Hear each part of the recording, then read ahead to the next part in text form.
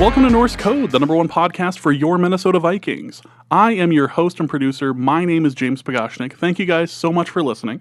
And on the other end of the tin cannon string is our analyst and co-host. He is a very well-known blogger and podcaster throughout the interwebs. You'll know him from Cover 32, from Cold Omaha, many blogs, many podcasts, and he is also the rat-faced knacker who knocked me out of week 1 of the fantasy football season. Arif Hassan, Mr. Useful Human, how you doing? I'm good, and I'm even better now that you've mentioned my much-deserved fantasy football victory. You're much deserved. Much like the Saints, I was hoping for something big from Adrian Peterson, and I got nothing. Bupkis. Absolutely. We talked about this before the game, and you were like, if I'm going to lose, it's going to be in the most spiteful way possible. I want Adrian Peterson to lead me to victory. And I was like, all right, buddy.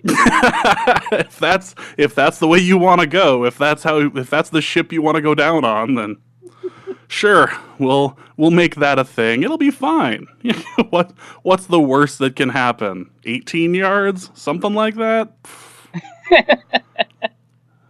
It was going to be so great, and then it all turned to crap when Tom Brady couldn't complete a pass, or the defense for the Pats went -1. Yeah, it's good stuff. Anyway, thank you guys so much for listening, to take time out of your day to listen to Norse Code. In case you've been under a rock for the last 4.5, 5 years, we are the #1 podcast for your Minnesota Vikings.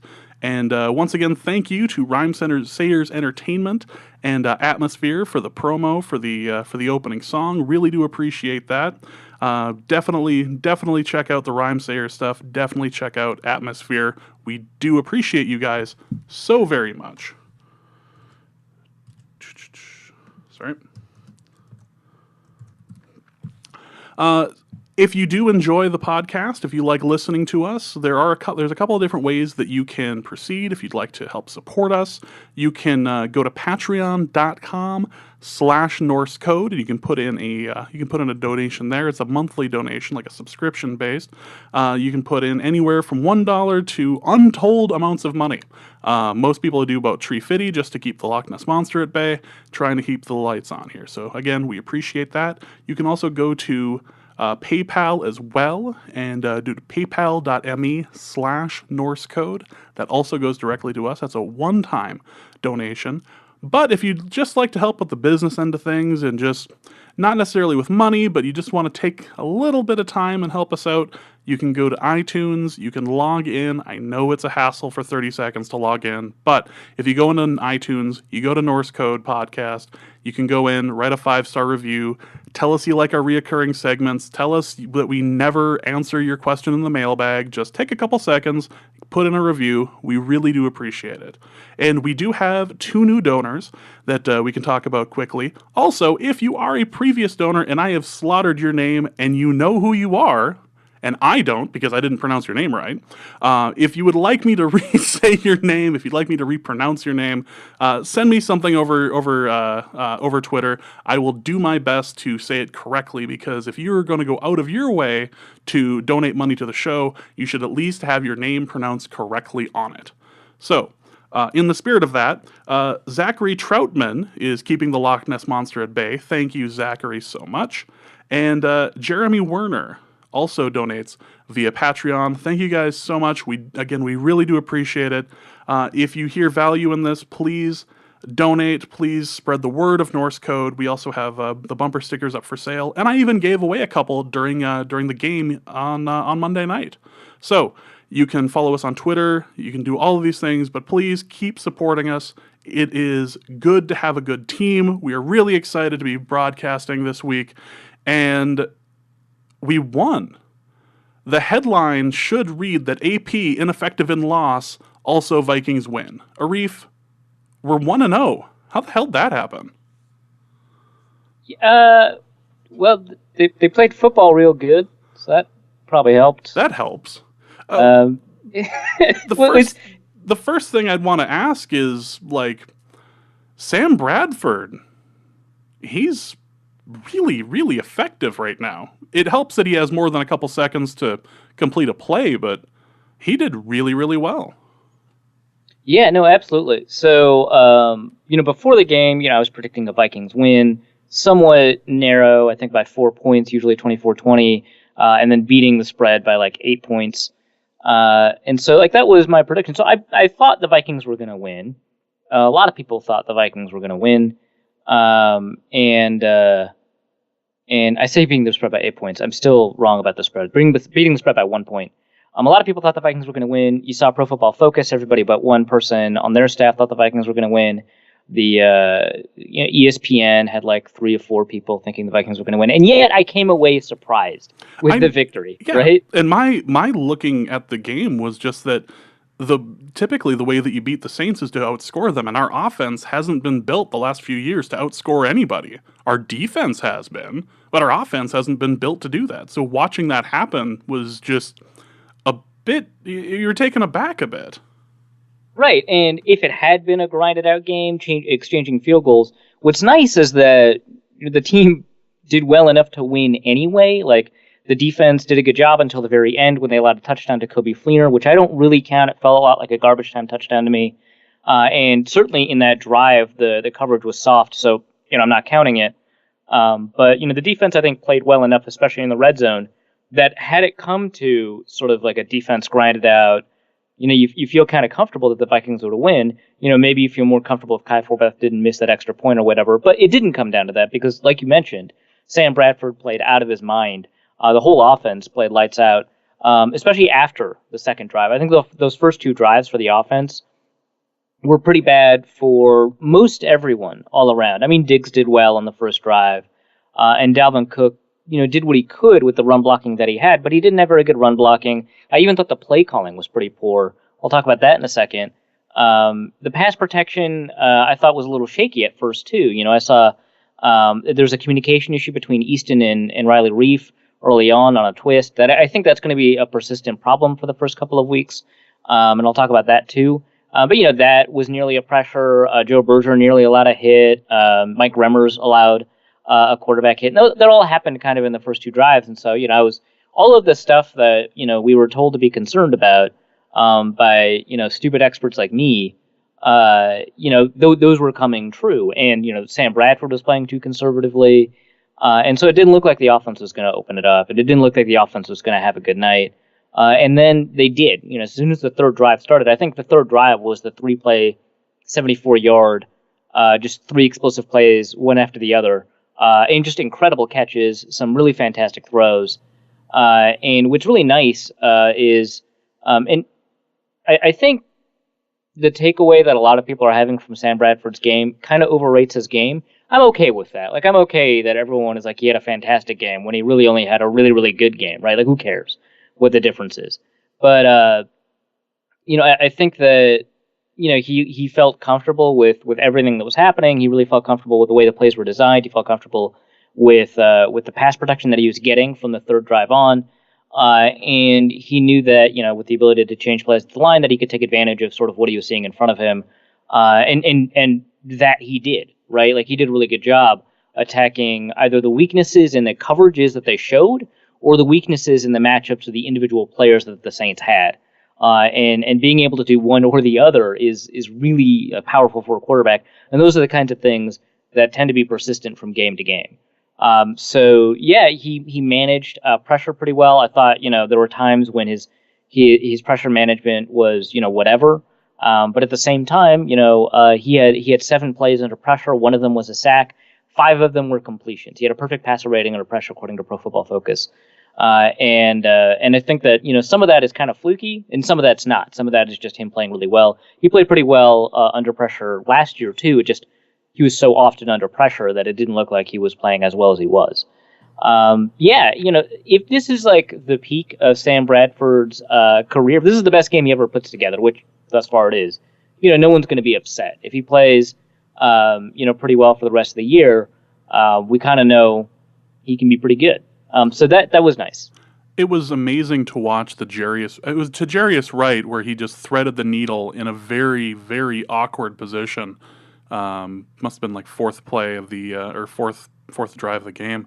And you just sat there and like watching the replays just going, I don't know how the hell that happened.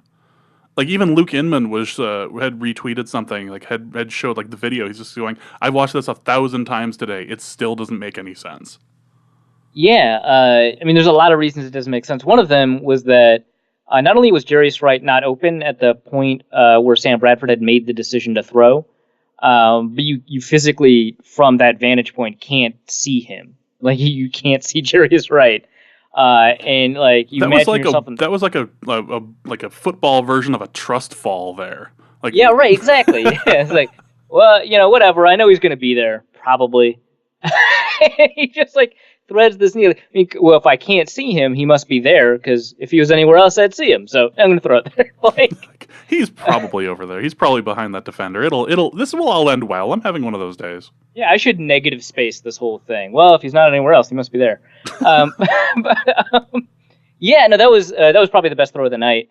The best catch of the night occurred later, and then again even later, both with Stephon Diggs. But that was the best throw of the night, and that was pretty stunning in a tight window.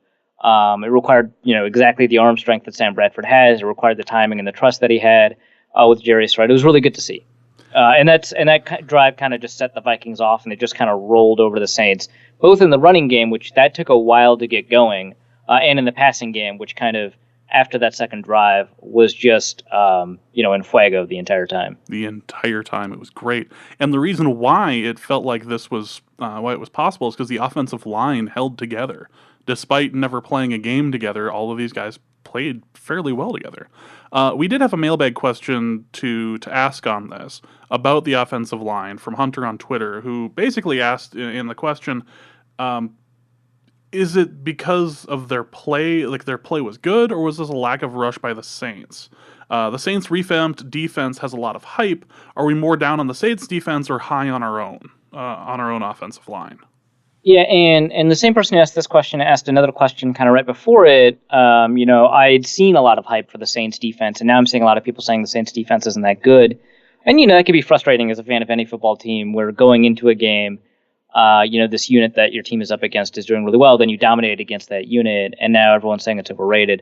I actually didn't see a lot of hype about the Saints defense. It's a defense that before the game I'd said, on this show, on the Andy Luke Football Machine, on radio, I'd said a couple of times, I don't think it's a very good defense, and that there's a lot of unknowns and a wide range of outcomes because of how young that secondary is. I was not impressed with who their linebackers were. I thought there were three good players, right? Cam Jordan, Sheldon Rankins, and Kenny Vaccaro. And Vaccaro didn't play well, but Cam Jordan and Sheldon Rankins did to some degree. But I do think that a lot of the performance of the offensive line, based on what I've seen, not going to say is fluky, but benefits, I think, in a big way from how poor the rest of the Saints were. And I think the speed of players like Tyler Davison and David Onyemata, they don't have that much speed even for, nose tackles. And so when Easton, holds them in place for 1.5 seconds and then, kind of lets them go, that's kind of a half good rep. It's not good, right? You want good pass protection reps, but it's not like he got blown away at the snap either. That's the kind of rep that, if it's a player as quick as Sharif Floyd or Geno Atkins or Tom Johnson, or Aaron Donald, obviously, that turns into a quarterback hit and maybe affects the play enough to turn a completion to an incompletion or an incompletion to an interception, or maybe it even becomes a sack. There were a couple of plays where, I saw that from Nick Easton, I saw that from Joe Berger, and I even saw that a little bit from Pat Elflein, and I certainly saw that, from Mike Remmers.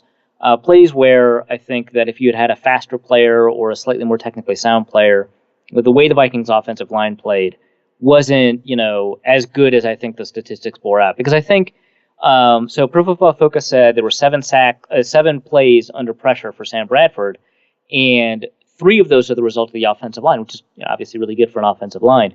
1 sack, 1 hit, 1 hurry. I think that the line, obviously, and that was the 4th best in the league in week 1. And I don't think the line will continue to play at that level, but I think we can start adjusting our expectations for who the line is, right? Because before the season, I was like, I think they're a below average offensive line. And that's a good thing based off of what they were even before that. Now, I'm willing to say that they're average or above average based off of, how much they had dominated even a weak, defensive line, because that's what good offensive lines do, right? They do really well against bad ones. They should. And that's what it looks like when they do really well against bad ones. Yeah. Yeah. And I think there are things to work on. Like I said, the communication issue. If I'm a defensive coordinator for the next couple of games, especially hate the Steelers, right? I'm dialing up twists and stunts to the left side of that line to take advantage of the communication problems that Easton and Arif, I think fairly consistently throughout the game, had that didn't turn into anything because of how slow some of the players that the Saints were putting together. I mean, Alex Okafor should be much faster for the position that he plays, and he's not. And so I think that just the general lack of athleticism from some of these players really saved the Vikings from what I think are not, they're sort of borderline plays that would have resulted in pressure. So yeah, I think that the offensive line played really well. They deserve to be lauded for that. I do think that there are some warning signs. Last year I had said, during the 5-0 run, I had said the offensive line is a real problem. Not that anyone disagreed with me then, because everyone was like, well, really good. The offensive line's a problem, but really good. And I said the offensive line is going to be one of the issues that's going to drag the Vikings off of this undefeated streak, and it's going to cause real problems going forward. And it sounds similar, right? Where I'm saying, hey, there are these underlying problems. It's not. It's not the same thing as last year when there were underlying problems that were masked over. These underlying problems are much smaller. They're just going to turn the line into something that's just not as good as it was on Monday. But that's fine, right? Like, I'm not upset that the line is not going to consistently be, one of the best in the league. I think that right now they're playing their performance, the results were well above average, pretty good, maybe top 5. They're probably not top 5 if I count run blocking, but they're, I think, from a scouting or projection standpoint, based off of what I saw, I'd say they're middle of the road, and I'm totally okay with that.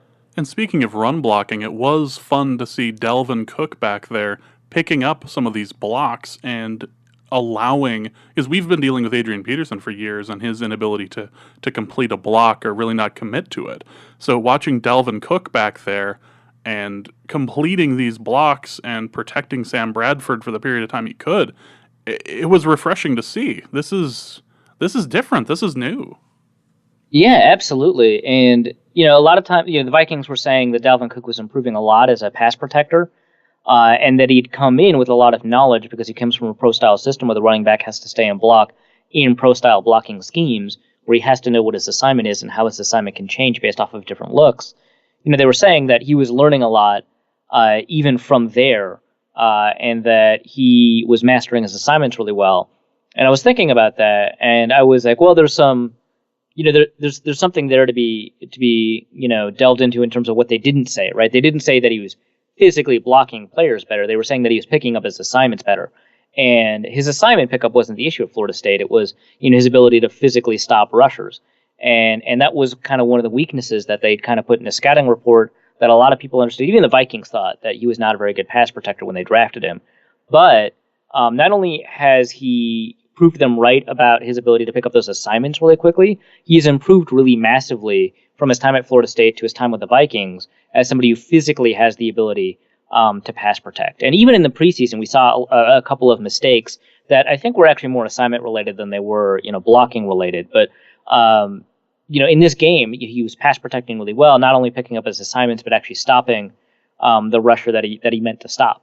And so that's really cool. And like you said, that gives you a different kind of running back that we kind of haven't seen before. And Latavius Murray, who, is kind of in the doghouse and maybe deservedly so. But, when he sees rotational snaps again, he's a really good pass protector and pass catcher too. And so we'll probably see some of that too. And that's just nice that you don't have to worry about which running back is in there.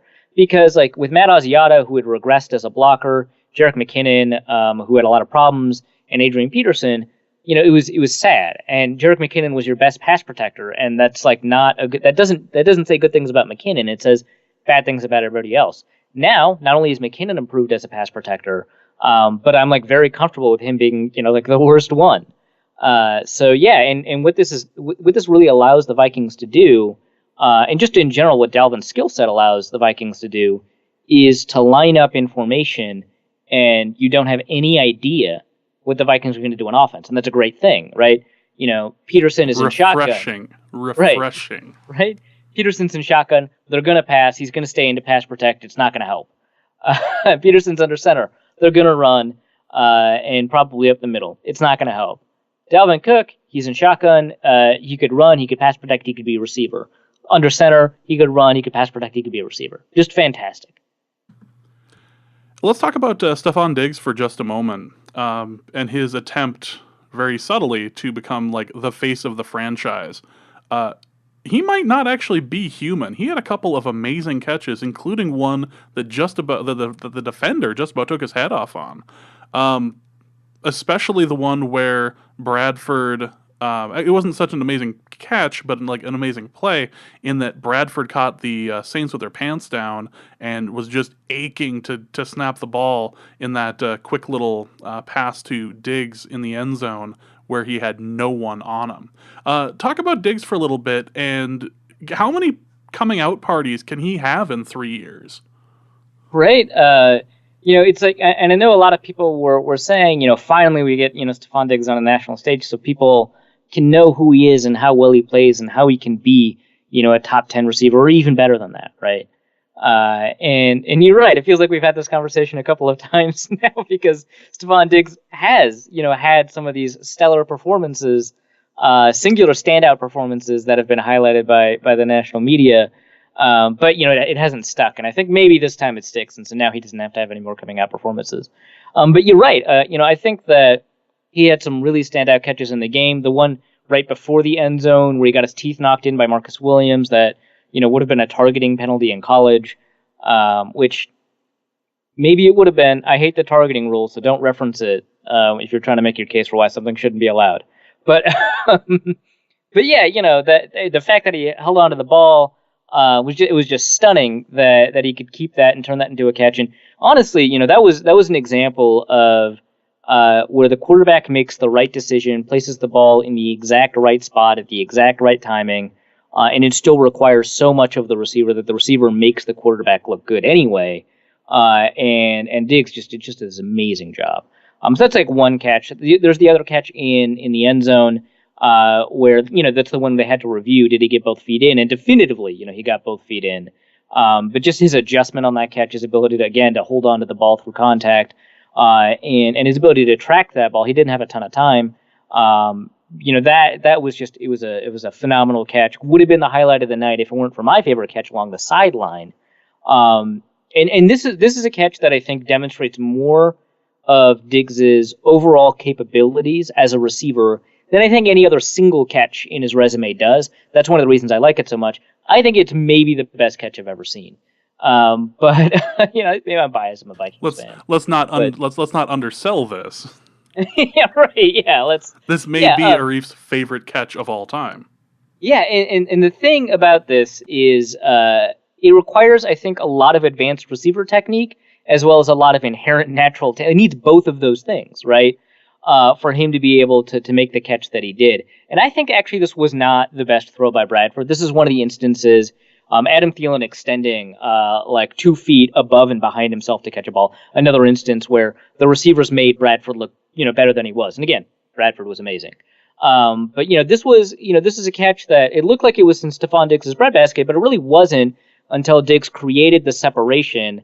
But he kept the really important thing is he kept his elbows bent the entire time he was moving the defensive back away from him, and that's important because otherwise it's a push off and it's illegal.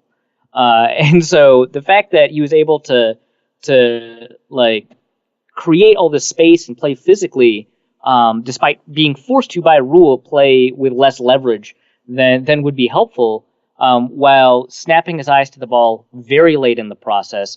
Flashing his hands really late in the process, both really key because then the defensive back doesn't have time to respond to what you're doing. Plus, catching the ball, keeping it, and keeping your toes sort of in bounds. It was just amazing. And the fact that he was able to do all of this sort of while running a pretty good route but staying, relatively well covered, that's just astounding stuff to me. There's just so many little things that he's doing really, really well right now. It's a bit awe-inspiring to watch because, as you said, there's like 8 or 10 things that he needs to be doing on this particular play in order to make this catch. And if he doesn't pull off 2 of them, then the defender's already going to know that it's happening. The defender's going to be able to block it, or he's going to end up getting a penalty out of it. So there's just so many little things that Diggs is doing well right now. Yeah. we talk about like these receivers, especially smaller ones like Antonio Brown, Wes Welker, Stephon Diggs, as if the only way they're getting by is through technical talent. And we tend to sometimes, maybe not so much with Antonio Brown, but we tend to oversell, how crafty and subtle and technical they are. And I think, for players like, Wes Welker and Antonio Brown, that's deserved. For a player like Jarvis Landry, I'm not really confident that that's the case. And so when we talk about, these smaller receivers, we tend to overdo it. But I think, like for Antonio Brown and Wes Welker, it's true for Diggs too. I think that he is really good at these subtle adjustments, at playing the technical game of receiver really, really well. And it's nice to be able to see that along with, I think, a very underrated athlete, in Diggs, that he has the ability to do it. And what's really cool is he and Adam Thielen are like different kinds of technicians. Like the stuff that Diggs really excels at, the in tight spaces, sort of advanced receiver skills, is not the stuff that Adam Thielen is as good at. But Adam Thielen is maybe a little bit better at telling a story throughout his route that like kind of tricks the defensive backs and creates some more space for him, a little bit more open than downfield. I think Adam Thielen is a little bit better at the catch point. It's interesting, the way that they have these technical skills that are, I think, beyond that of most of their peers that start in the NFL, but they're different too. And Diggs, I think, has a lot more of it than Adam Thielen or even a lot of the really good receivers in the league. And so it's really just a wonder watching him play. Speaking of coming out parties, let's talk about Dalvin Cook. He had a very decent game, very decent performance. As has been pointed out numerous times all over the internet and all over the airwaves, he broke Adrian Peterson's record for rookie in his first game for the Vikings. Broke it by like 20 yards in front of Adrian, so there's that. Dalvin Cook, was this a situation of good player, good playing on Monday night, or was this a lack of tape? Which do you feel? I think it's more the first than the second because, contrary to the way that we kind of talk about running backs when we talk about like change of pace backs and, and big thumpers up the middle and stuff like that, differences in style for running backs don't very often create different game plans. Different talent levels do, of course, but I don't think differences in style very often do that. Later on in the 2012 season for Adrian Peterson, it kind of did, because teams realized that putting an extra defender in the box meant not having an extra defender kind of deep. And his 10-yard runs against the normal front would turn into 70-yard runs against a stacked box. So that was a stylistic thing that did end up manipulating a game plan. But I think that, for the most part, styles of running don't. Now, if it's like a Marshall Faulk, yeah, of course it will, because he's a triple threat. He can pass protect, he can catch, and he can run. He could catch and run routes better than friggin' anyone. But yeah, I think that just styles of running don't really change things too much, unless it's as extreme as someone like Le'Veon Bell, where the Patriots changed their style of defense to play against him. For the most part, whether you're up against like Todd Gurley or Melvin or Kareem Hunt or Dalvin Cook, I don't think it changes the way that you game plan. It may change the angles that you take. It may change sort of the way that you might tackle. But I think for the most part, it's not really because there wasn't that much tape on him. I think it's just because he played very, very well. And what's really nice is that he, after, again, those first couple of drives, he was able to consistently produce successes many times on his own. He was able to pretty consistently, break out some relatively big runs. If you take away that 32-yarder near the end of the game, he still averaged like 4.8 yards a carry. Like even if you take away, one of those outlier runs, he still ended up having a really, really good game. And a lot of good backs, if you take away their longest run, end up having, a fairly mediocre looking yards per carry. That's kind of the whole point of averages. I'm reminded of the Adrian Peterson game against Denver a few years ago when he had a terrible game and then he ran for like 90 yards. So you take away that one rush and he had a very terrible, or he had a pedestrian day. But you add on, but in the case of Dalvin Cook, he still had a legitimately good day even before he broke out the 30-yarder to ice the game. Yeah, and I think what's really nice is that And this is one issue where I think Dalvin made the offensive line look better than they were. Again, they played above average. But as run blockers, there were times where Dalvin created extra space that wasn't there. So I remember him turning a 2-yard run into a 6-yard run. That was blocked poorly, and he just moved the pile. He's he weighs as much as McKinnon. He's just a little taller. The fact that he was able to do that is just kind of astounding. And that's an example of turning a failed run into a successful run. And those are the kinds of things that I don't think not having film on him changes. So yeah, I think he legitimately had a really good game. If it weren't for Kareem Hunt's game, which affected everybody's fantasy league, and dominated deservedly, the airwaves all on Monday. If it weren't for Kareem Hunt's game, everybody would be talking about Dalvin Cook as a front runner for Rookie of the Year. Because a 133-yard game where 32 of those yards decisively won the game, and if they were taken away, it still looks like a good game. Plus, he got some receptions in there too. Yeah, he played really well.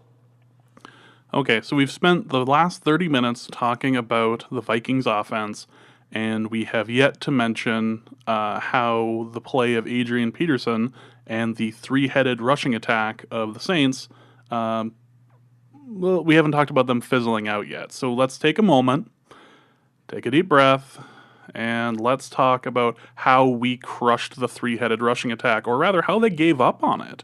And they just had Drew Brees throwing there for quite some time, even though Adrian wanted to, quote, run it up our donkey. Capital D donkey. Capital D donkey.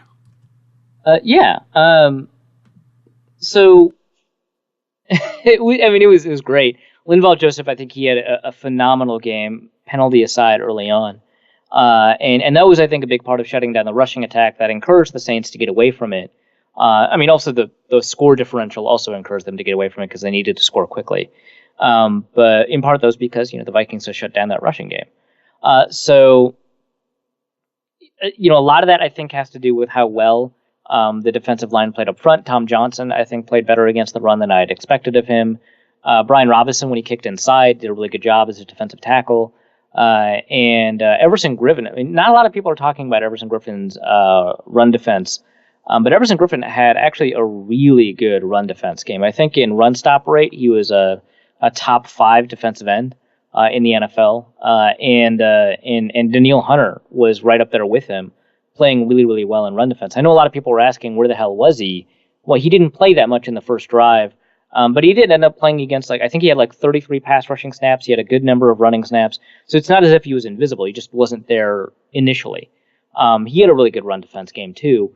And so the defensive line overall, I think, deserves to be lauded. But, I think it's also, I think some of the highlight run defense plays came from Eric Kendricks, who was just stunning. I think that he may have been the best player on the defensive side of the ball, if not for Linval.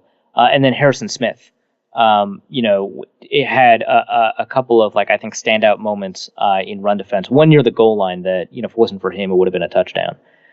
So, yeah, that they did a really good job, screwing around at the Saints. And what's interesting is, if it was just Adrian Peterson that they had shut down and not also Mark Ingram and Alvin Kamara, you would say, well, a lot of it probably has to do with, Peterson, not looking like his old self. And that's absolutely true. He didn't. He lost a lot of his burst. He kind of used up all his energy on that first run, which was 9 yards, which I believe ended up being the longest run by a running back for the Saints. Maybe I'm wrong. But the Saints running backs all averaged below 4 yards a carry, mostly below 2 or mostly below 3. And that has to do with just how disciplined and confident and powerful the Vikings defense was. So yeah, I think the linebackers deserve a lot of credit for it, and there was just good tackling all around. Also, a really underrated run defender in this game was Trey Waynes, who, either against screens or runs, did a really good job tackling. Just a phenomenal tackler in the game. And this just in, the NFL is going to find a way of taking away another one of our sacks on Brees and blaming it on a penalty. It seemed like every time we got to Brees, something caused it to be turned around and not be allowed to have a penalty, or not allowed to have a sack. That was it. Were these good calls, or do you feel like they were a bit off. I think by rule, Everson Griffin on the sack that was taken away was probably onside, but I'm not going to begrudge the officials for it. It was really close. He started moving before the snap. I don't think he crossed into the neutral zone by that time. But I don't think it was as unambiguous as a couple of other sacks I've seen taken away from the Vikings. So I get it, and I'm glad that Griffin ended up getting a sack that he deserved. Essentially, the Vikings put a lot of pressure on Drew Brees. So, it sucks, but I understand. Just seemed like every time we got to the quarterback until the very end of the game that we were getting penalized just for touching him. It just seemed a bit odd for a bit. But that's just the blatant homerism, thinking that the refs are always going for the other team. So yeah, there's that. Trey Waynes got burned for that long bomb by Breeze. What went wrong on that play? Waynes just played it poorly. I don't think Waynes had a particularly great night in coverage. I know Pro Football Focus tweeted out the statistic about how he'd allowed 14 of 15 targets, and that he allowed nearly a perfect passer rating in coverage. And, that's technically true. A lot of it came on that final scoring drive for the Saints. So that doesn't bother me that much. He does need to tighten things up overall. And on that play, I think he was caught out of position. I think he needed to have a different leverage than he did have, and he tried to play catch up. And as a result, he garnered a holding penalty that I think most refs wouldn't have called it holding, honestly. Yeah. I can see sort of why it was. It probably shouldn't have been. He was just he's out of position, and for some reason he couldn't recover. When recovery is kind of one of the things that set him apart at Michigan State. It's one of the few things I've kind of praised him for over the past couple of years. And so, I don't know why he couldn't recover. But the receiver did a good job stacking him, making it a little bit more difficult for him to do that. I think it was just his play at the release. He's always had difficulty playing rolled up against receivers. He either doesn't have the requisite patience, or he doesn't have the requisite leverage, or he doesn't know how to jam. So it's one of those things. And when he can, he'll opt to play off instead of on. And when he does play on, he has the liability of giving up catches, at the release. So that's mostly what happened. He also gave up, a couple of first downs, and a lot of that I think has to do with his tendency to just want to play off. And so it would be nice to see him sort of ratchet that up. Because if he can continue to play run defense like this, not only will I take a big loss because I thought he was going to be bad in run defense, but if he can just tighten up that coverage, he'll be a really capable, valuable asset for the Vikings. It was really fun to watch him pick up the run as well as he did this game. You just couldn't make it to the outside without seeing Trey Waynes just right there for you. Well, that's it for the game itself. We're going to go back to the mailbag here in just a second, but just a quick reminder, do not overreact on week 1. Do not overreact on week 1. It's one of the gambling 10 commandments for football. It should be repeated here. Do not overreact on week 1. Do not crown anyone yet. The great adjustment period has not yet begun.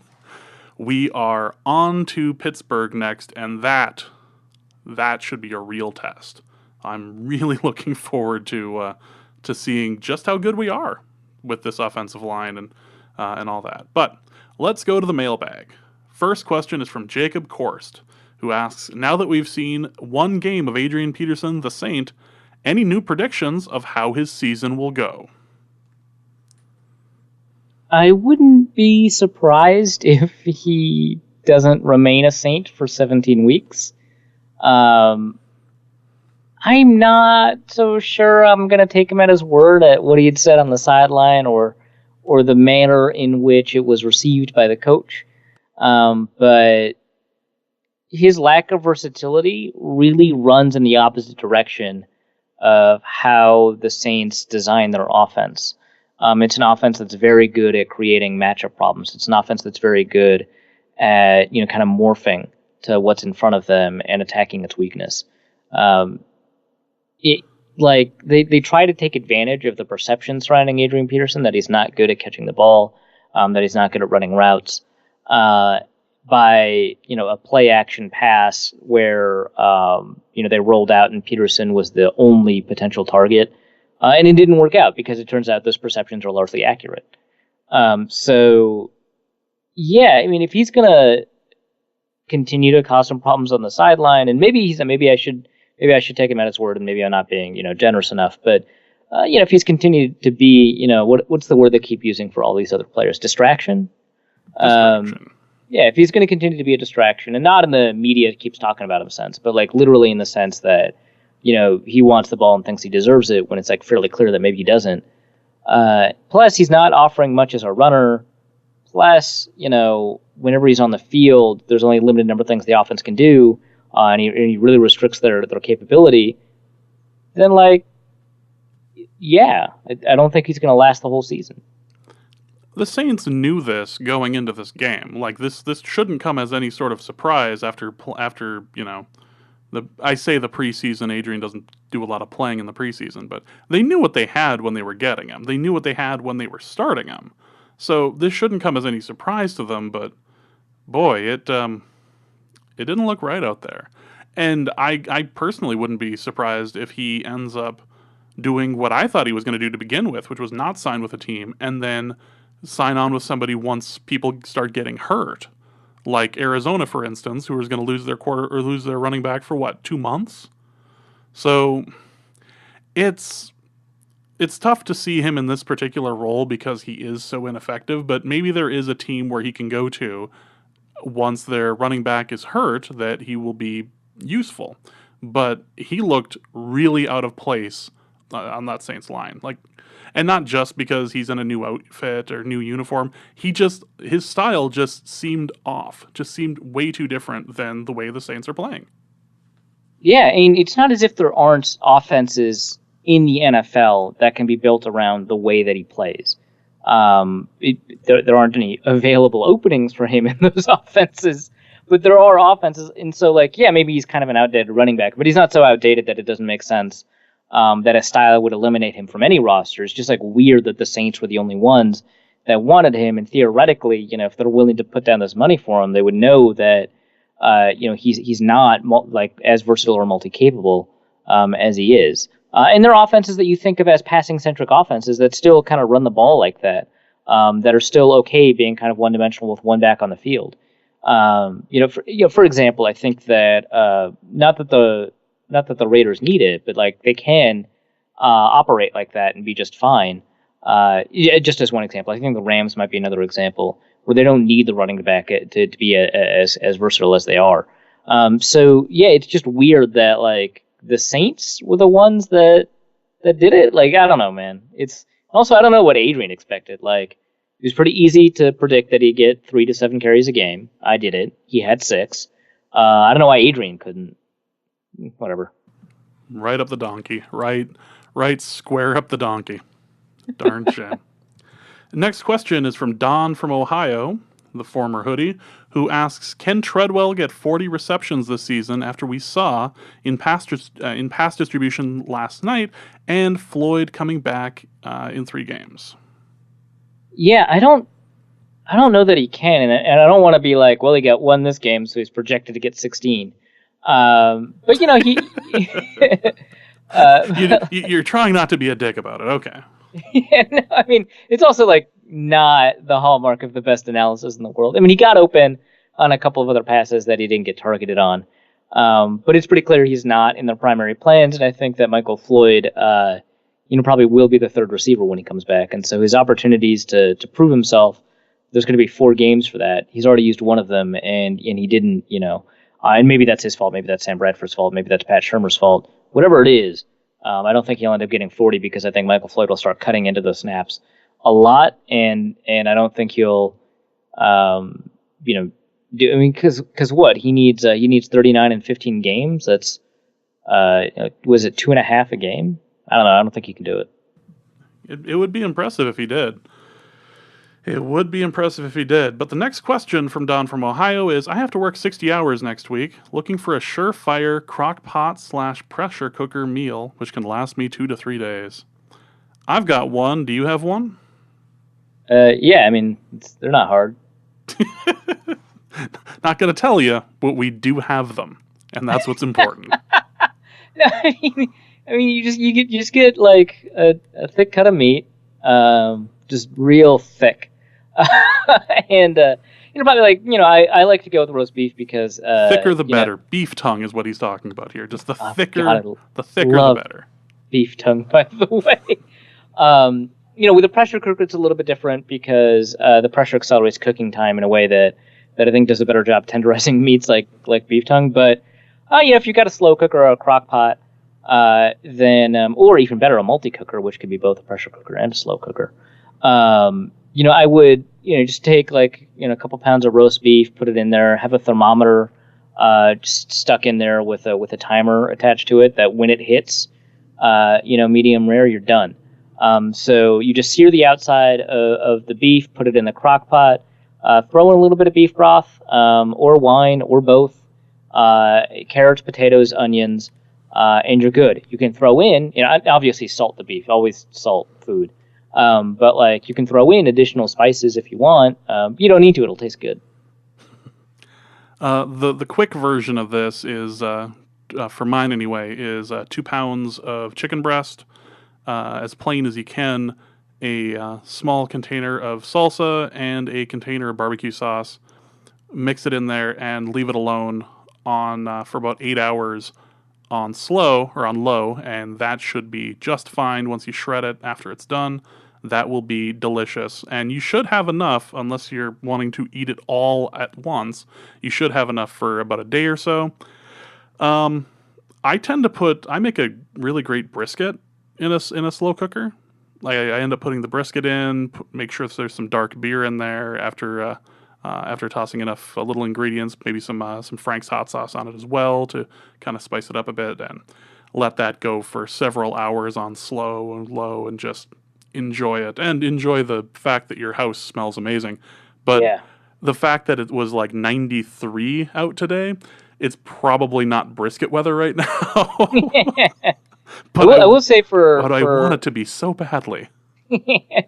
I will say for tougher cuts of meat, like some roasts or like brisket, you want to keep it there at temperature for much longer. You don't want to. It's not like a steak. You don't pull it out right away, because you want the connective tissue to break down.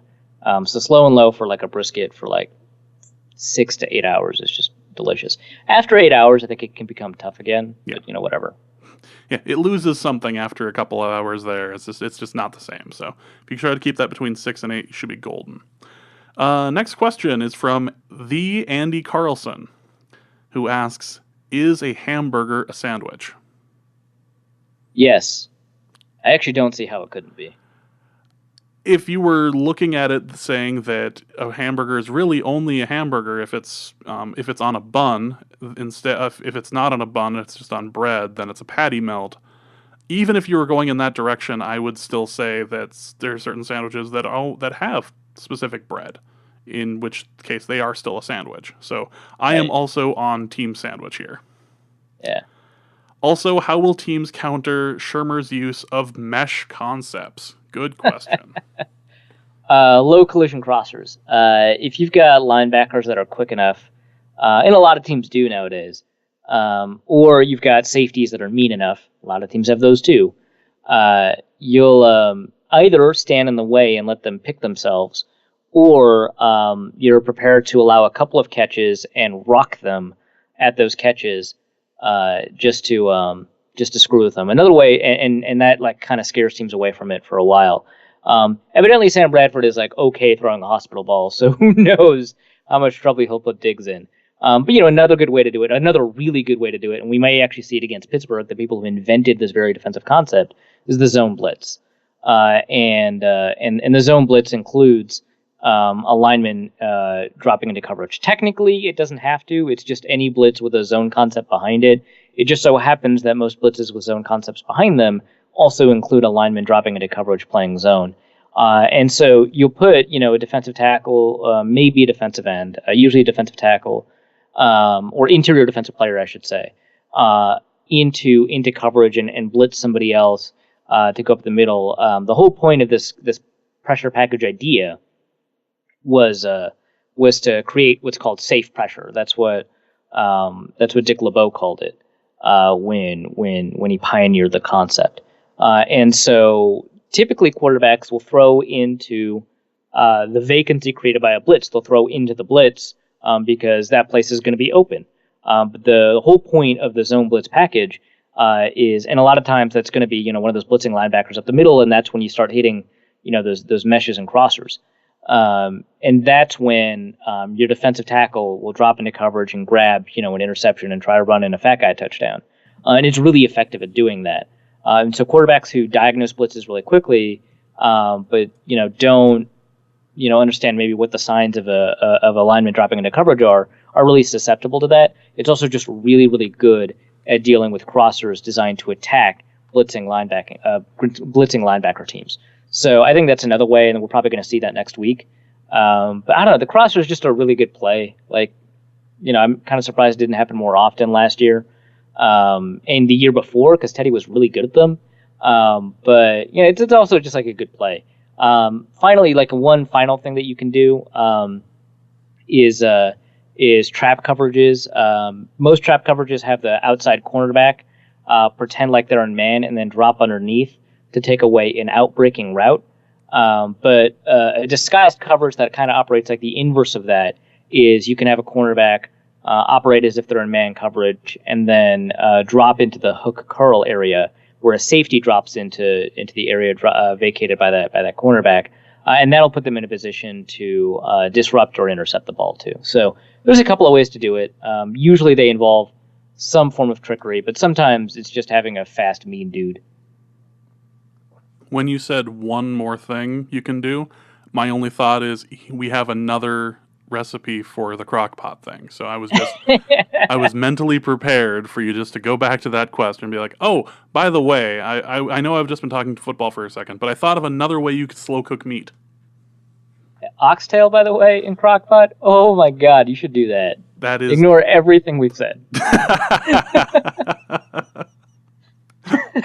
Throughout this entire mailbag, we're just going to be sitting here going, you know what else you can do? I've made desserts, or I've made desserts and side dishes in that have been really tasty, especially for fall stuff. So, I've heard of someone. By the way, I've heard of someone making an upside down pineapple cake inside a crock pot. I have no idea if it works. I have had it. But it is delicious. It delicious? Oh my God! It is delicious. Okay. Someone has also made brownies in a crock pot. Ooh. I've had that. That was it was delicious, albeit not entirely stable. I was about to say, I bet that's super moist, maybe to the point of failure. Yeah. It tried so hard. It really did. Next question. Let's go to Alex Goebel, who asks, Daniil Hunter didn't show up much in the stat line. Is this indicative of his overall performance, or did he just have an unsung solid game? No, I think he had an unsung solid game. I kind of addressed this a little bit earlier, but he put pressure on the quarterback and he generated stops in the run. That's kind of what you expect, but you don't get a sack, you don't get the highlight. So that's what happens. Yeah. No stat line for you. Next question is from Caleb Arndt, who asks, is it possible Dalvin was never that bad at pass protection? That was a big knock coming out of college, but he looked great so far in the NFL. No, he was pretty bad. He was actually maybe one of the worst out of all the top backs. So like against Leonard Fournette and Kareem Hunt and, Donta Foreman and just all of those backs that, Joe Mixon, he was maybe the worst out of all of them. He was legitimately bad. Legitimately bad. Next up is Kyle Siegel. Hey, Kyle. Kyle asks, when am I getting power back? Kyle, much like the Cowardly Lion who already had his courage, you have the power inside you, Kyle. It's going to be okay. I'm really excited about when he listens to this 3 days from now. when Kyle gets power because he's been in Tampa dealing with the hurricane, which I just imagine him in like a high rise, just like just hiding out and not hunkered down and in the shack that he doesn't wear pants in. Just trying to. I've been sending him links over Facebook as to how to like get power to his cell phone without using like wall jacks, like jury rigging batteries and all these things. They may be damaging his phone. I don't know. But I'm trying to do my best to one of our early fans and supporters. Kyle, congratulations on surviving. Now get your power back. Next question is from Zen Cupid, who asks, "Did Treadwell look good despite the lack of targets?" I mean, yeah, I guess. Like, it's always difficult to evaluate a receiver on plays that they don't get targeted because half of the process of receiving is kind of cut out. So all you really have is whether or not they're effective at getting open. And sometimes how open a receiver is dependent on his ability to create separation at the catch point, or to create space by attacking the ball in a particular way, or to essentially be more open when they're not open. So like, if a receiver is bracketed, very often they're not open. But if Brandon Marshall is bracketed, he's probably open. And then that's a huge difference. And so we haven't just seen enough of Treadwell to understand sort of, how receivers have catch radii, I guess. In some ways, they also have like separation radii, where like, some receivers need more separation to be quote unquote open, and they can generate it. Like Antonio Brown can just generate separation. And so even though he's not as good at the catch point as Julio or AJ Green, he gets open as often because he generates more separation. Treadwell looked fine, but like until you get like kind of a feeling for how a receiver plays with the ball, you don't know how they're playing without it. Second part of Zen Cupid's question, and I'm going to combine this with another one, is who was the best/worst O lineman during the game? And Luke Braun is asking your thoughts on our new center, Elflin? I don't think Elflin. Elflin. You can just say. I think it's pronounced Elfline, but I like saying Elflin. It just feels more efficient. Just feels more efficient? Okay, that's a stat guy's pronunciation. Pro Football Focus gave him a low grade, but I thought he had some standout moments. So who do you think was the best or the worst O-lineman, and what do you think of our new center? I think it seems pretty clear that Remmers was the worst O-lineman. There were a couple of issues that he had in pass protection. I thought he kind of made up for them as a run blocker, so I'm not classifying him as an issue. But, I'm forced to choose who the worst of the five was, and I would say that was him. There were some issues. I would say until I get a good look at the second half, I didn't... so I rewatched the first half before we recorded. So my memory of the second half is mostly built off of my initial watch. And so until I do that, I can't really say sort of maybe who the second or third worst one is. But with regards to Pat Elflein, I think one of the issues that we have when we talk about Pro Football Focus grades is that we don't understand what they're doing. I think Pro Football Focus grades, and I reference them all the time, so everyone kind of knows what I think about them. I think they're a perfectly good tool for talking about players, but a lot of people don't understand that the way that they grade is completely independent from the way that one would project a player to play in the future. And so a lot of people want to talk about. There's a really good example of it. When Pat Elflein is blocking on a screen pass, and he's like 20 yards downfield with the running back. And I want to say that the running back was Jerick McKinnon, but I'm not. I don't remember. Might have been Dalvin Cook. But he's 20 yards downfield, blocking downfield. Well, it turns out, he didn't actually materially affect the play that much on that particular play. And so I wouldn't be surprised if Pro Football Focus only gave him a plus 0.5 instead of a plus 1.0 or plus 1.5, or maybe even a 0, although I kind of doubt that.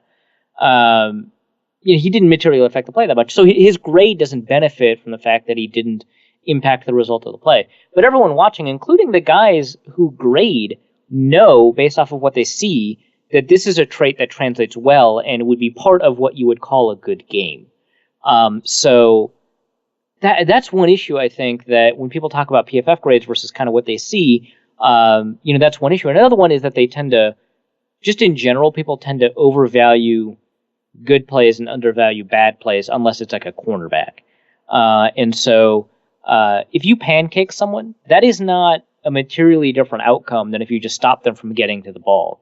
But from a projection standpoint, it makes a lot of sense for you to value pancakes as somebody who's trying to figure out if you want someone on your team, because it's part of kind of the long game of kind of beating the will out of your opponent and just kind of consistently dominating, right?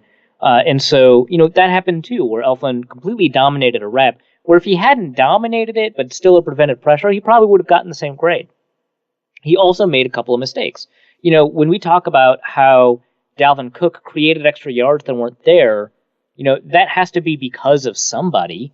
And in a lot of times, they were actually a result of Pat Elflein, in a mistake that he made, either moving up to the second level, which, yeah, he actually still has those mistakes despite kind of how well he moved and how mean he is, or just kind of like losing a block. I mean, Sheldon Rankins, opposite on the defensive line, had a good game. Who did he have it against? Well, the interior offensive line that largely played well, but made a couple of mistakes.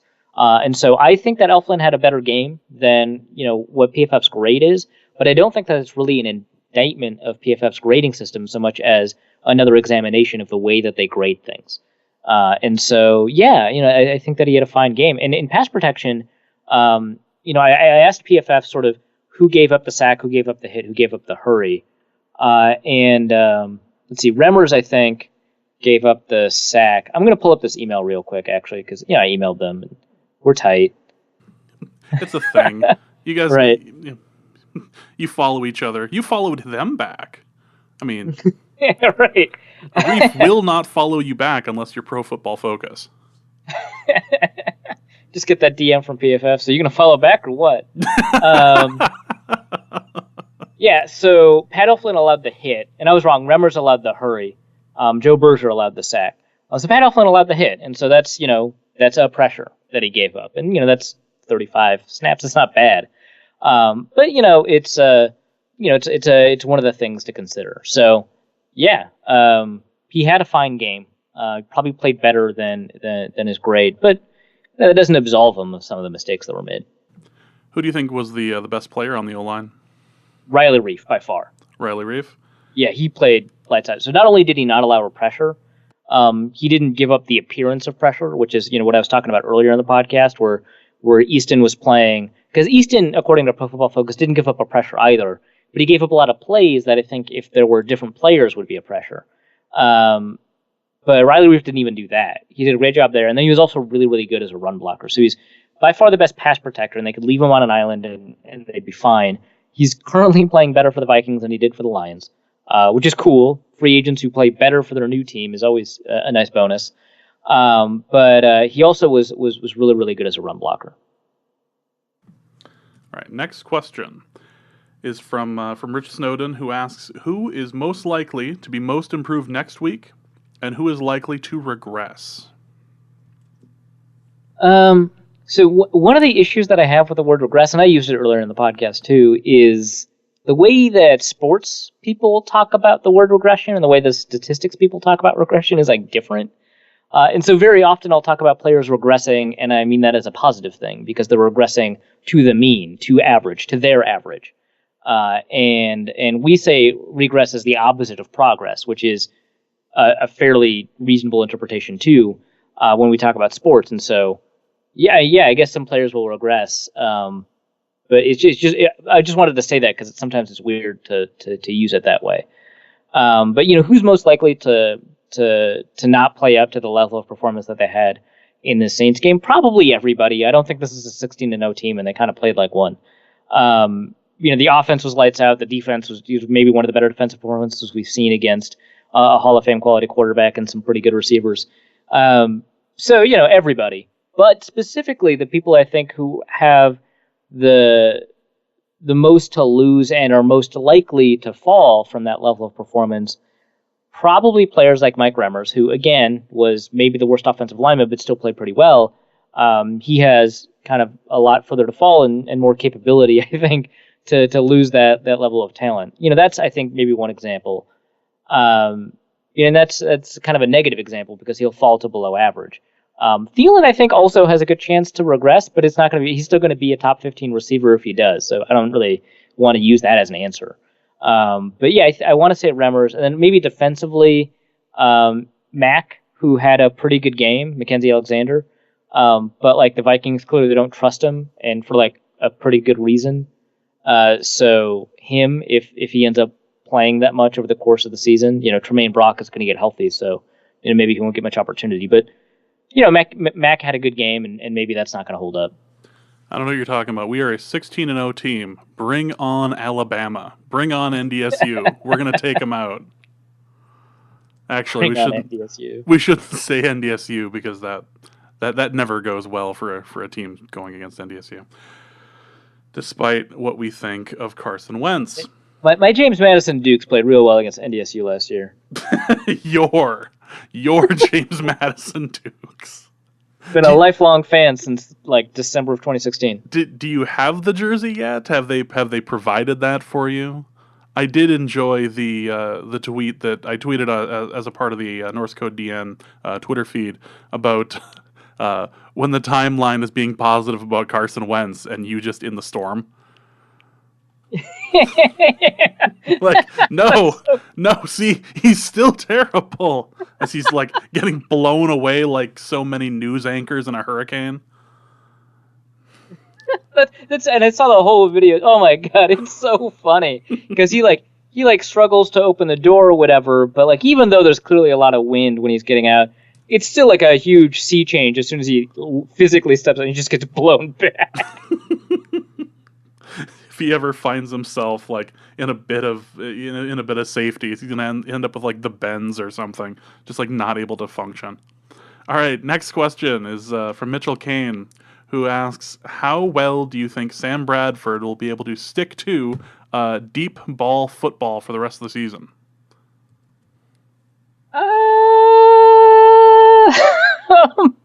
Well, maybe it's like a lot of other parts of quarterback play where if you establish some confidence in it early on, it's going to be something you kind of dig deep into as the season goes. They promised they would. I was really skeptical, but they did do it. So now I'm going to trust their promise. They're going to keep taking deep shots. It's weird because you don't feel like that guy is on the run. Like you don't feel like they've got Deshaun Jackson, right, or Julio, or guys that you think of as deep threats, like Mike Wallace, I guess they had for a bit. But you don't feel like that guy's on the roster. We all had Mike Wallace. This was a communal sharing thing. We all suffered through Mike Wallace. But yeah, you don't feel like Mr. Deep Threat's on the roster. But, it doesn't matter so long as someone's deep and open, right? So yeah, I think that maybe Sam is not going to continue to be this prolific in the deep passing game as time goes on because the Saints secondary was like dog shit. And you're not going to get that for like the next 15 games. But, they're going to find ways to get open deep and they're probably going to take advantage of it. And here's an encouraging statistic. I've mentioned this a couple of times when I was frustrated about the fact that they wouldn't take deep shots. Now I'm excited about it. Sam Bradford was the most accurate deep passer in the league last year. And that's not even just a Pro Football Focus stat, although it is also that. Pro Football Focus, 20-plus yard plays, Sam Bradford was first in accuracy rating. Kean Fay, who kind of hates Pro Football Focus, despite the fact that they've got this like shared, we're both from, the Isles sort of thing. Wait, is that how you pronounce his name? Yeah, it's Kean Fay. I don't even know where to start. Yeah, well, no one. Nobody else does either. So I suppose I just joined the ranks of everybody who just pronounces it wrong. Yeah, right. No, exactly. I'm pretty confident that like, even though now he's like an ESPN dude, which shouts to Kean, good job. A lot of ESPN people are still pronouncing his name wrong. Anyway, so he hates their stuff a lot. Like, not all of it. He likes the statistics that they put together. But he goes through the work of, by himself, charting everything. And so he has his own, deep accuracy ratings. And Sam Bradford was the best deep passer in his charting too. And so we've got a pretty good understanding that, like, he's a pretty good deep passer. When he does choose to go deep, he's pretty accurate about it. So knowing that he can do it, and knowing that if you increase the number of reps and he's still pretty good at it, I think we're going to see more of it. I think it's, not going to be as successful as it was in the Saints game, in part due to regression, but in part because, Saints. Saints.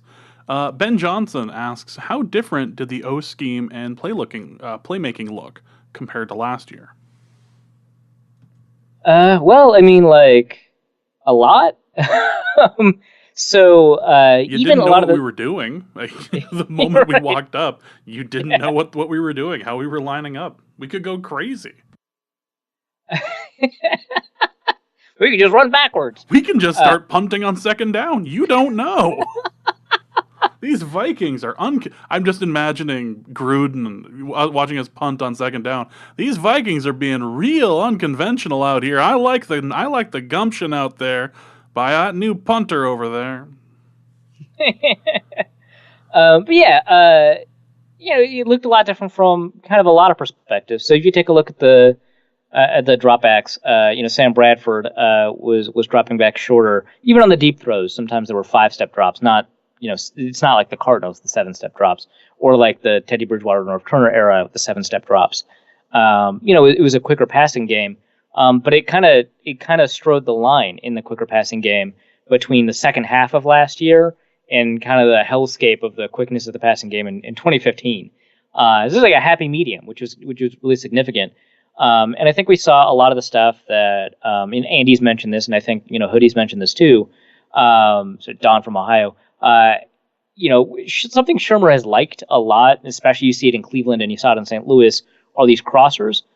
Turner likes them a lot too, but they kind of operate a little bit differently. Like, a lot of times Shermer's crossers will start stemming from a different route. I think we're going to actually see a lot less of that than we did with Turner, despite the fact that Shermer likes them so much. Just because I think that the way the Vikings like to use these receivers on the outside is to run like a variety of routes, which include crossers and stuff like that, but also include posts and dinos and sluggos and whatnot. So yeah, I think that helps. I think the fact that the running backs are going to be consistently a passing threat helps. We're going to see running backs, I think, shifted out into the slot a lot more, and I think we'll see it with Cook, McKinnon, and Murray. I think we're going to see those guys running routes from the slot a lot more, and I think that looks different too. So I think there's a lot of elements to the offense that look a lot different, and it's not just the fact that they called for deeper passing shots than actually took them, although that plays a role too. I think that like mechanistically they're just more willing to spread the ball out. I think they're more willing to empty the box both offensively and defensively in order to get some interesting matchups. It's good stuff. Nick asks, what is your favorite place to eat? And I lived in Minneapolis for a few years. I feel like we should limit this to the Minneapolis-St. Paul metro area. Where is your favorite place to eat in the metro?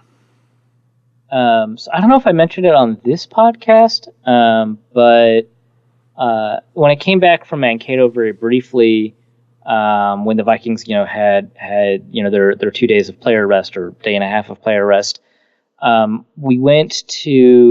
and I went to two places. Heyday was one of the two restaurants that we went to. It turns out Open Table did have my history. Heyday was one of the restaurants we went to. It's one of the best meals I've had over the past 3 years, and certainly one of the best meals I've had in the past several years in Minneapolis. So Heyday is fantastic. So that's number one, probably. Number two is a restaurant that's closed down, Piccolo. I just want to briefly mention it because it was like also kind of life-changing. But favorite also includes like atmosphere and how often I go there. Like I don't go to Heyday that often, which it was cheaper than I thought, but it's not like, it was super cheap. There's a restaurant across the street that makes amazing food. They've got a great atmosphere. It's Eli's East, and a restaurant just down the street that Ethan Hammerman, friend of the pod, Patriots fan, unfortunately, but really smart football guy. I also talk with him about nerdy stuff all the time too. There's like a group chat that we're in that he started that's just about anime. It's so nerdy. I took him to Brasa, fantastic place, especially for lunch. So those are the four places that I like a lot. If people want to bring up Manny's, yeah, they're amazing. They've got just an incredible steak.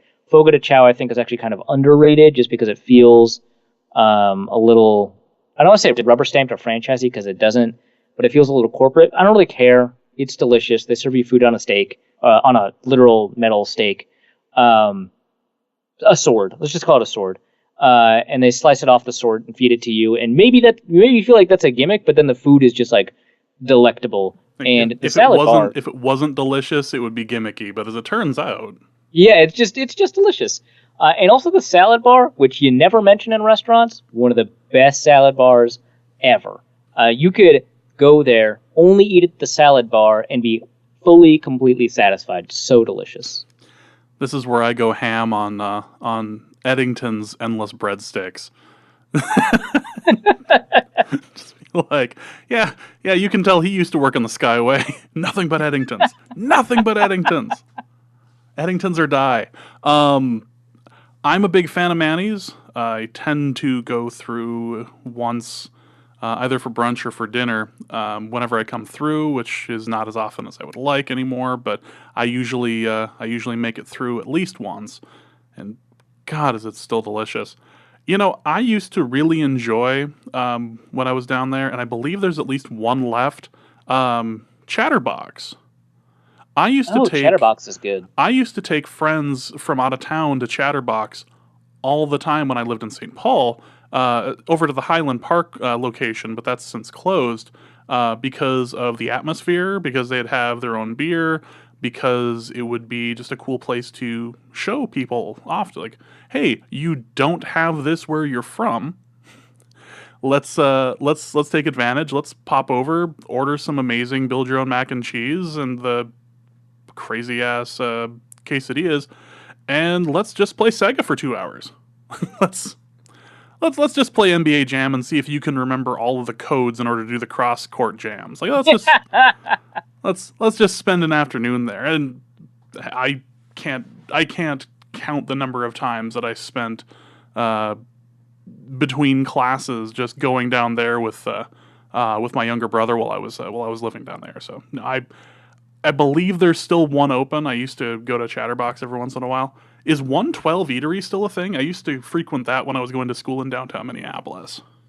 Yeah, they still serve amazing tartare. Yes, 112 Eatery is also highly recommended. Really, really enjoyed that. I would also say, I would also, until like a couple weeks ago, would have suggested some of the food and drink over at Clubhouse Jaeger, but that is both closed and not a suggestion anymore, sadly.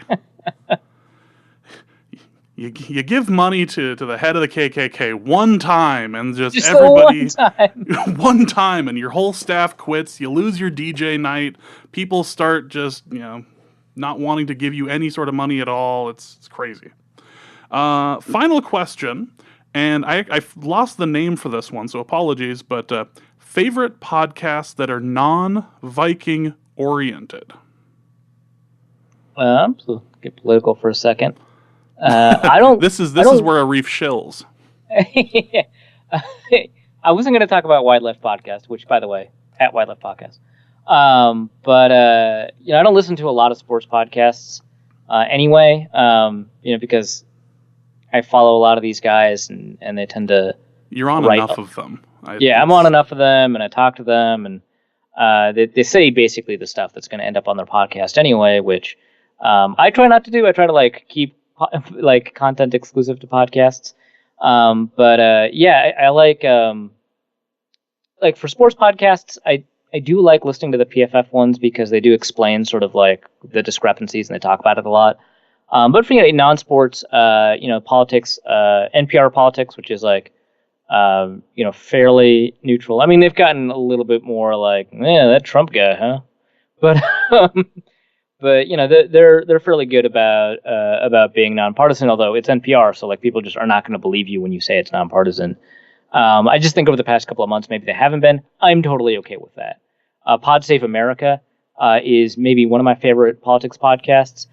They're Obama's former speechwriters, so they're clearly very partisan about stuff. But I think that they do really great stuff. It's really entertaining and really funny. The people who become speechwriters tend to be fairly creative people who are pretty good with their words, and these guys are no exception.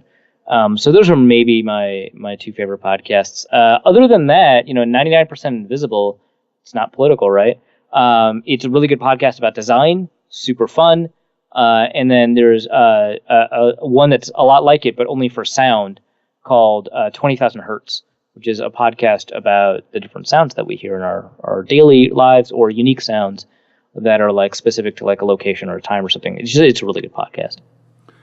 I have been in the same way that people can donate to our show. I'm actually a donor for a different show through Patreon for the show Crime and Sports, which I highly recommend everyone listen to, because it's two comedians, very blue humor, lots of swearing, but they will take someone that is either famous or not. I believe this week's episode is Riddick Bowe, and they just go through his entire career. They don't ignore the sports. They don't really downplay it, but they have to get through the sports in order to get to the crime. So it's one of those true crime things where they talk about, how many times this guy's been in jail, or they go in depth on just like every aspect of the guy's life, and really give you a good sense of like what type of person he was, or what kind of a scumbag he ended up being. And it's not just men; they also do women as well. And it's not just football. I believe they had water polo, they've had cricket, they've had rugby, they've had a couple professional wrestlers, including Jimmy Superfly Snuka, which was a great episode. And the Ryan Leaf one is fantastic. The Ryan. Oh wow, I gotta listen to that. Yeah, the Ryan Leaf Ryan Leaf is actually coming to my work to do a presentation in a few weeks. I'm gonna sit down with Ryan Leaf and his people and make sure his event goes off without a hitch. Which is going to be odd after listening to that episode. they kind of went in depth on Ryan Leaf there, so I'm gonna have to try to wipe some of that out of my mind. But it's a really, really great episode. It's a really good show. So I really enjoy them. I used to really enjoy The Bugle, which was John Oliver's podcast, along with another gentleman. And this was before he and during a little bit of his current work at HBO. But he used to have a podcast with Andy Saltzman from the UK, and they would just rip into whatever they were talking about. And it'd be about half hour, 45 minutes, and it would be just it'd be just satire and just sarcasm the whole time. It would be just fantastic.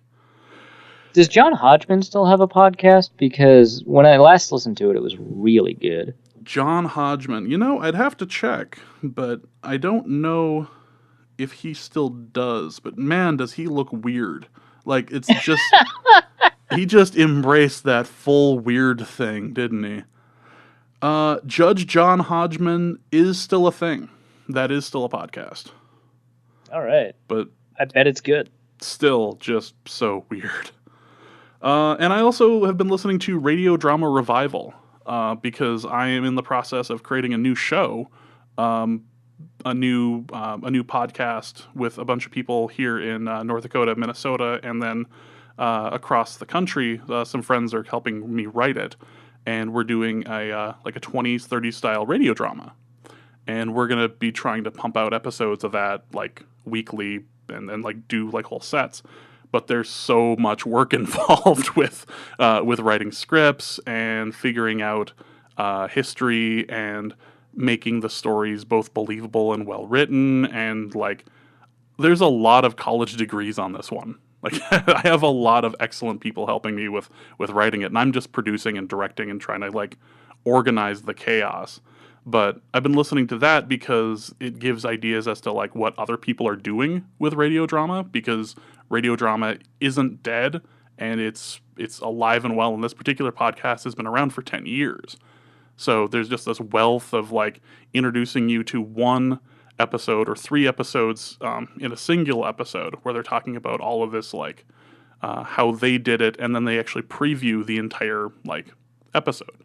So it's kind of cool to take a listen to like people who are doing weird things with sound design and like, hey, we're going to put the microphones over here and make it sound like you're in the middle of the event, or we're doing a full-on 20s, 30s sound and like we're doing the sound effects as we're recording. So it's kind of enjoyable there. But those are the podcasts I tend to gravitate to, especially Crime and Sports every Tuesday. It's absolutely hilarious, and I really do recommend it to you. I throw money at them because I love them. I feel like other people should love them. Fair. Yeah. That is going to be it for this episode. We will be back later this week to talk about the Steelers game and previewing that and trying to figure out how the hell we're going to repeat the performance of the Saints game. Arif, do you have anything to plug for us? Yeah, I mean, I'll probably write some stuff. Maybe. If I feel like it. Yeah, so on my Twitter, I have posted... actually, this doesn't matter. By the time you listen to it, waivers will have already been processed. But I posted my ranked priority people on the waiver wire that you should grab. So, if for some reason your league is lazy or whatever, head over to my Twitter and read it. Otherwise, go to zonecoverage.com. I'll have a couple of stories up. One reviewing the offensive line a little bit more in depth. Another one, hopefully, I'll take a look at Tremaine Brock. And then I'll also be talking about the Steelers. Maybe I'll talk about zone blitzing. It might be a thing. You don't know. Arif doesn't even know. I actually don't. But you should follow him anyway, even though he will not follow you back. Well, that's going to be it for this episode. Thanks, you guys, so much for listening. We really do appreciate it. If you'd like to donate, if you've liked what you've heard and hear value in it, please go to patreon.com/Norse Code and throw a couple bucks our way there, or paypal.me/Norse Code. Again, anything you can give helps. We really do appreciate it. On behalf of Dusty, on behalf of Arif, my name is James. Thank you guys so much for listening. And remember, demand excellence. Demand Norse Code. Norse Code is the largest and only division of Norse Code LLC. You can find Norse Code on the Daily Norseman, SB Nation's Vikings blog at dailynorseman.com. You can also find it on iTunes, Stitcher, Google Play Music Podcasts, or wherever else fine podcasts are aggregated. Our Vikings blogger extraordinaire and generally useful human is Arif Hassan, who can be found on Twitter at Arif Hassan NFL. Our intrepid producer and occasional co-host James Pagachnik can be found on Twitter at Big Mono or curating the official Norse Code Twitter feed at NorseCodeDN. I'm your host with a firm grasp of the obvious, Dusty O'Connell, and my name is my handle on Twitter. If you'd like to donate a few bucks to the show, your one-time donation can be made at paypal.me/NorseCode, or a recurring monthly contribution can be made by visiting patreon.com/NorseCode. Please visit our website, norsecodepodcast.com, where you'll find links to our Facebook and YouTube pages, along with the episode archive and some other good stuff. And any questions or comments that won't fit in a tweet can be emailed to norsecodepodcast@gmail.com. And on behalf of the entire Norse Code staff, thank you so much for listening. Our formula is this. We go out, we hit people in the mouth.